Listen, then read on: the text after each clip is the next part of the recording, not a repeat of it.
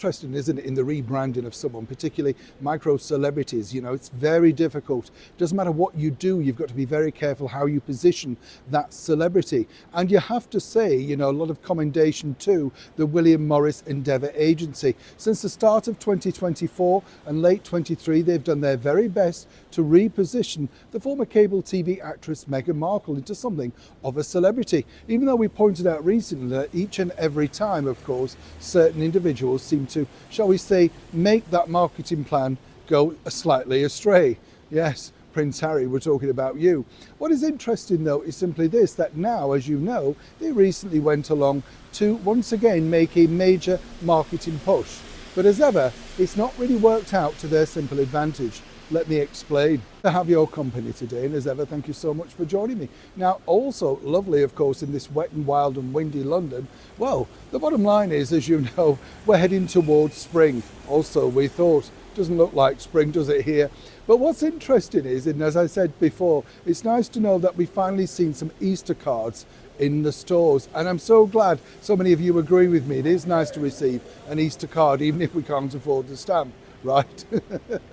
Someone else though who might be not cracking exactly the things they want to do is none other than Meghan and Harry, the former, well, shall we say, senior royals. Recently they decided to rock up in Texas, and some might suggest that this was a very noble gesture indeed. Meghan seemingly wanted to surprise a particular individual, and, you know, as I say, whichever side of the fence you sit on, she decided to surprise them with a birthday cake, starting off seemingly singing all on her own. In the background, of course, was none other than a former senior royal, Prince Harry, there to prop up the much needed PR for Meghan Markle.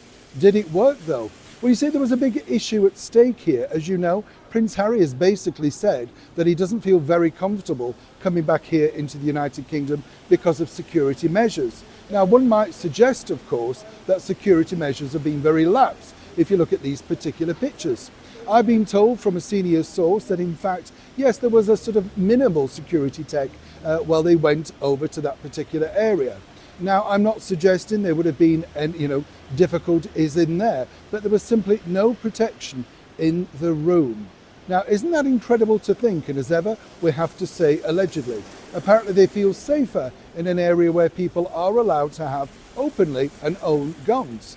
Now, I'm not suggesting this is anything untoward. It's particularly down to the individual state, as we all know. But as you can see, this won't play out very well for Harry and Meghan as they continue to appeal and battle forward for their demands for better security each and every time they return back here to the United Kingdom. You really couldn't make up this mess that Harry and Meghan seemingly want to do. Now, as I say, on the one hand, you might say this is a very nice, noble gesture. There they are, wanting to do some good in the world, and there they are, literally, with all the cameras focused on Meghan, looking resplendent once again in the right lighting, holding a cake and singing happy birthday to apparently someone she cares deeply about, even though apparently she struggled to remember their name. Get the picture? This is all marketing, this is all PR, whichever way you look at it. And of course, some might say it could work. But the negative is now for Harry, and the bigger problem is really this. Will this now backfire in his quest, his ongoing appeal and quest over here, simply for better security? You know what they say, a picture says 1,000 words. And quite frankly, if this was to be used against his appeal, well, it wouldn't really stack up. Harry would know this, Meghan wouldn't care. But this is the truth facing them right now as they battle their PR nightmare, which continues every single day, seemingly. Neil Sean in the very heart of London.